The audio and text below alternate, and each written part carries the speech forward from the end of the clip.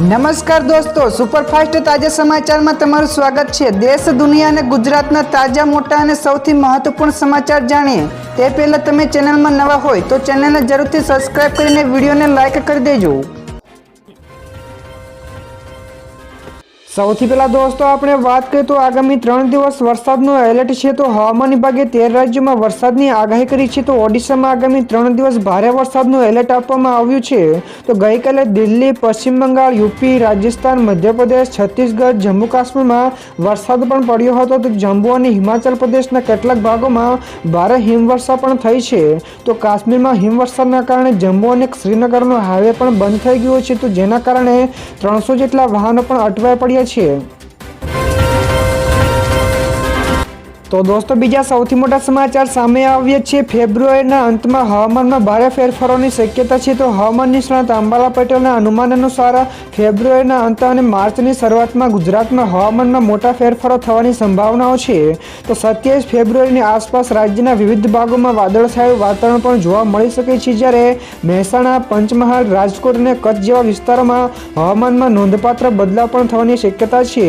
તો હાલમાં રાજ્યમાં બેવડી ઋતુનો અનુભવ પણ યથાવત રહેશે। તો દોસ્તો ત્યાર પછી આગળ વધુ એક સૌથી મોટા સમાચાર મળ્યા છે। ગિરનારની ગોદમાં મહાશિવરાત્રિના મેળાનો થયો પ્રારંભ। જ્યાં દોસ્તો ગિરનાર તળેટી ખાતે ભવનાથ મહાદેવના સાનિધ્યમાં 4 દિવસના મહાશિવરાત્રિ મેળાનો ગઈકાલથી પ્રારંભ થઈ ચૂક્યો છે। તો હર હર મહાદેવના નાદ સાથે ભવનાથ મંદિરે ધ્વજારોહણ પણ કરવામાં આવી હતી। તો આ મેળામાં આવનારા સમયમાં સાધુ સંતો તેમજ લાખો ભાવિકો ઉમટશે। તો ભજન, ભોજન અને ભક્તિના ત્રિવેણી સંગમ સમાન આ મેળામાં સાધુઓ ધૂણ ધખાવશે તેમજ વિવિધ કલાકારો ભજનોની રમઝટ પણ બોલાવશે। તો દોસ્તો બીજા સૌથી અગત્યના સમાચાર સામે આવ્યા છે। રત્ન કલાકારો માટે આવ્યા સારા સમાચાર। તો બોટાદ જિલ્લા ડાયમંડ એસોસિએશને નવી પહેલ કરી છે। તો બોટાદ જિલ્લા ડાયમંડ એસોસિએશન રત્ન કલાકારોને પરિચિત કાર્ડ પણ અપાશે। તો આ સાથે જ રત્ન કલાકારોને 35,000ની વીમા પોલિસી પણ ફ્રીમાં આપવામાં આવશે। તો પ્રમુખ શંકરભાઈએ જણાવ્યું છે કે એસોસિએશન અને સરકાર તરફથી મળતી તમામ સહાય સીધી રત્ન કલાકારોના બેંક એકાઉન્ટમાં જમા થાય તેવું આયોજન કરવામાં આવ્યું છે। ત્યાર પછી આગળ દોસ્તો વધુ એક સૌથી અગત્યના સમાચાર ગેરકાયદેસર બાંધકામો હટાવાયા। જ્યાં દોસ્તો રાજકોટ કોર્પોરેશને 2 દિવસથી ગેરકાયદેસર બાંધકામો હટાવવાની કાર્યવાહી કરવામાં આવી રહી છે। તો આ દરમિયાન રાજકોટ મનપાએ સાધુ વાસવાણી રોડની પીપીપી યોજના માટેના પ્લોટમાં ખડકાયેલા 6 જેટલા મકાનોને તોડી પાડ્યા છે। તો 13 કરોડથી વધુની જમીનો ખુલ્લી કરાવાઈ છે। જોકે કોર્ટનો મનાઈ હુકમ દૂર થતાં જ આ દબાણો તોડી પડાયા છે અને હવે યોજનાની શરત અનુસાર મહાનગરપાલિકા બિલ્ડરને આ પ્લોટનો દસ્તાવેજ પણ કરી આપશે। ત્યારબાદ દોસ્તો આ સિવાયના બીજા સમાચારની ફટાફટ વાત કરવામાં તો સોનું થયું સસ્તું। તો સતત વધારા બાદ ગઈકાલે 22 ફેબ્રુઆરીના રોજ સોનાની કિંમતોમાં ઘટાડો નોંધાયો છે। તો સામે આવેલા આંકડાઓ અનુસાર દેશના મોટા શહેરોમાં 24 કેરેટ સોનાનો ભાવ 87,700 રૂપિયાની આસપાસ પહોંચી ગયો છે। તો ઉલ્લેખનીય છે કે સોનાના ભાવમાં 700 રૂપિયા સુધીનો ઘટાડો થયો છે। તો ચાંદીના ભાવમાં પણ 100 રૂપિયાનો ઘટાડો થયો છે। જ્યારે દિલ્હીના બુલિયન માર્કેટમાં જ્વેલર્સ અને સ્ટોકિસ્ટોની માંગ નબળી રહી છે, જેના કારણે સોનાના ભાવમાં પણ ઘટાડો થયો છે। તો દોસ્તો બીજા સૌથી મહત્વપૂર્ણ સમાચાર સામે આવ્યા છે। શક્તિકાંત દાસ પીએમ મોદીના પ્રિન્સિપલ સેક્રેટરી બન્યા। જ્યાં દોસ્તો રિઝર્વ બેંકના પૂર્વ ગવર્નર શક્તિકાંત દાસને વડાપ્રધાન નરેન્દ્ર મોદીના પ્રિન્સિપલ સચિવ 2 તરીકે નિયુક્ત કરવામાં આવ્યા છે। તો તેમનો કાર્યકાળ વડાપ્રધાન મોદીના કાર્યકાળ સાથે જ સમાપ્ત થશે। તો આદેશ અનુસાર તેઓ પીએમના principal secretary 1 doctor PK Mishra સાથે વડાપ્રધાનના પ્રિન્સિપલ સેક્રેટરી તરીકેનું કામ કરશે। ત્યાર પછી દોસ્તો આગળ વધુ એક સૌથી મહત્વપૂર્ણ સમાચાર, વધુ એક આંદોલનના મંડાણ। તો રાજ્યમાં વધુ એક આંદોલનના મંડાણ થઈ રહ્યા છે। તો ટેટ અને ટાટ પાસ ઉમેદવારોનું સોમવારથી ગાંધીનગરમાં આંદોલન શરૂ થવા જઈ રહ્યું છે। તો 7 પ્રશ્નો સંતોષવાની માંગ સાથે સોમવારે તારીખ 24 ગાંધીનગરમાં આંદોલનની જાહેરાત પણ કરવામાં આવી છે। તો ઉમેદવારોએ સોશિયલ મીડિયાના માધ્યમથી એકબીજા ઉમેદવારોને ગાંધીનગર હાજર રહેવાની અપીલ કરી છે। તો ઉલ્લેખનીય છે કે 20 ફેબ્રુઆરીએ વિદ્યા સહાયક કામચલાઉની મેરિટ યાદી પણ જાહેર કરી હતી। તો દોસ્તો ત્યારબાદ આ સિવાયના બીજા સમાચારની ઝડપથી વાત કરવામાં આવે તો વિજિલન્સ વિભાગને કુલ 7,709 જેટલી ફરિયાદો મળી, જ્યાં દોસ્તો વિજિલન્સ વિભાગ દ્વારા ફરિયાદોનો આંકડો જાહેર કરવામાં આવ્યો છે. તો વિજિલન્સને મળેલી ફરિયાદોમાં આંકડો ચોંકાવનારો છે. તો સપ્ટેમ્બર 2024 સુધીમાં વિજિલન્સ વિભાગને 7,709 જેટલી ફરિયાદો મળી હતી, જેમાં સૌથી વધારે શહેરી વિકાસ વિભાગની 2,247 જેટલી ફરિયાદો મળી છે, જ્યારે મહેસૂલ વિભાગની 1,017 જેટલી ફરિયાદો મળી છે. તો દોસ્તો બીજા સૌથી મોટા સમાચાર સામે આવ્યા છે. રાજકોટમાં કચરામાંથી વીજળીનો પ્રોજેક્ટ અટક્યો. તો વર્લ્ડ બેંકે 400 કરોડની લોન ફગાવી દીધી હોવાથી રાજકોટમાં કચરામાંથી વીજળી ઉત્પન્ન કરવાનો પ્રોજેક્ટ અટકી ગયો છે. તો એબોલોન ક્લીન એનર્જી કંપનીએ આ પ્રોજેક્ટ માટે લોન માંગી હતી, પરંતુ આરટીઆઈ એક્ટિવિસ્ટની રજૂઆત અને પર્યાવરણ સંગઠનોના વિરોધના પગલે વર્લ્ડ બેંકે નકારાત્મક નિર્ણય લીધો છે. જ્યારે કંપનીએ અગાઉ ઇરડા અને પાવર ફાઇનાન્સથી લોન મેળવી હતી, પરંતુ હવે પ્રોજેક્ટ પર સંકટ આવી ગયું છે. તો દોસ્તો ત્યારબાદ આ સિવાયના બીજા સૌથી મોટા સમાચાર, ટ્રમ્પે અમેરિકામાં લીધો મોટો નિર્ણય. જ્યાં દોસ્તો અમેરિકાના રાષ્ટ્રપતિ ડોનાલ્ડ ટ્રમ્પે ગઈકાલે મોટો નિર્ણય લીધો છે. તો તેમણે અમેરિકાના ટોચના લશ્કરી અધિકારી, જોઈન્ટ ચીફ ઓફ સ્ટાફના અધ્યક્ષ તેમજ વાયુસેનાના જનરલને પદ ઉપરથી હટાવી દેવા છે. તો આ સિવાય નૌકાદળના વડા સહિતના 5 જેટલા વરિષ્ઠ લશ્કરી અધિકારીઓને પણ પદ ઉપરથી દૂર કરવાની જાહેરાત કરી છે. તો ટ્રમ્પે social media platform truth social ઉપર એક પોસ્ટમાં આ બાબત જણાવી છે.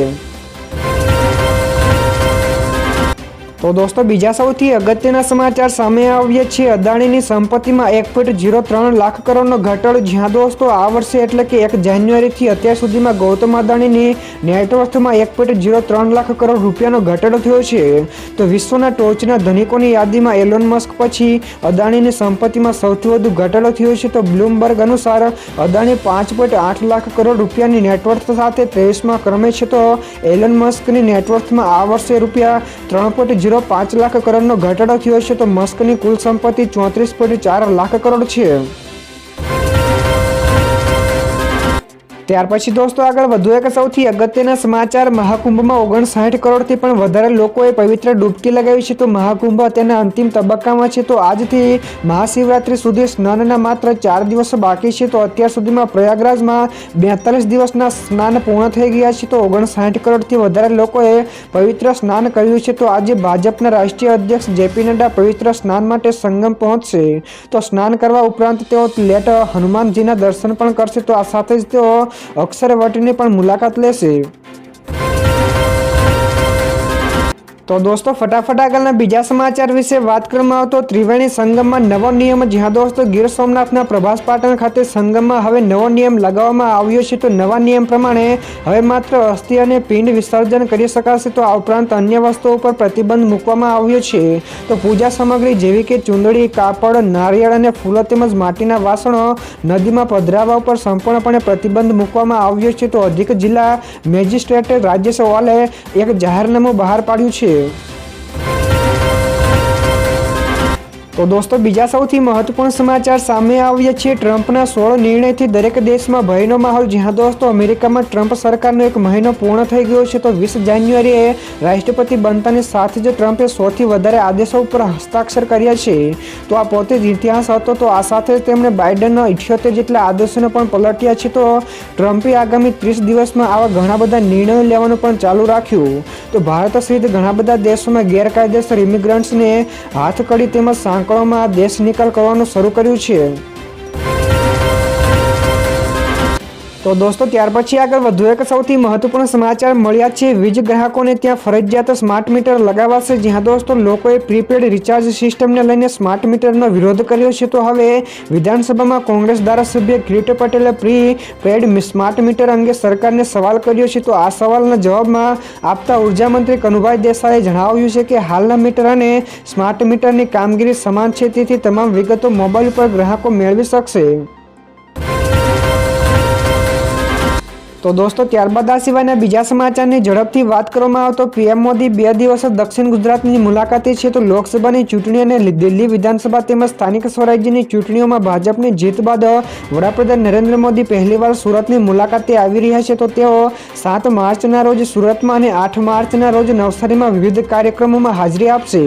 તો વડાપ્રધાનની આ મુલાકાતને ધ્યાનમાં રાખીને વહીવટી તંત્ર અને રાજકીય વર્તુળોમાં મોટી હલચલ પણ જોવા મળી રહી છે. તો દોસ્તો બીજા સૌથી મોટા સમાચાર સામે આવ્યા છે. ટેસ્લા અમેરિકામાં કાર બનાવીને ભારતમાં વેચશે. જ્યાં દોસ્તો એલન મસ્કની કંપની ટેસ્લા D2C બિઝનેસ દ્વારા ભારતમાં પ્રવેશ કરી શકે છે. તો એટલે કે ભારતમાં કાર બનાવવાને બદલે કંપની અમેરિકાથી કારની આયાત કરીને ભારતીય સ્ટોર્સમાં વેચશે. કારણ કે ભારત સરકાર આ વર્ષે એપ્રિલમાં ઇલેક્ટ્રોનિક વાહન પોલિસી રજૂ કરી શકે છે. તો જેમાં ઇલેક્ટ્રોનિક વાહનોની આયાત કરતી કંપનીઓ પર માત્ર 15% ડ્યુટી લગાડવાની જોગવાઈ છે.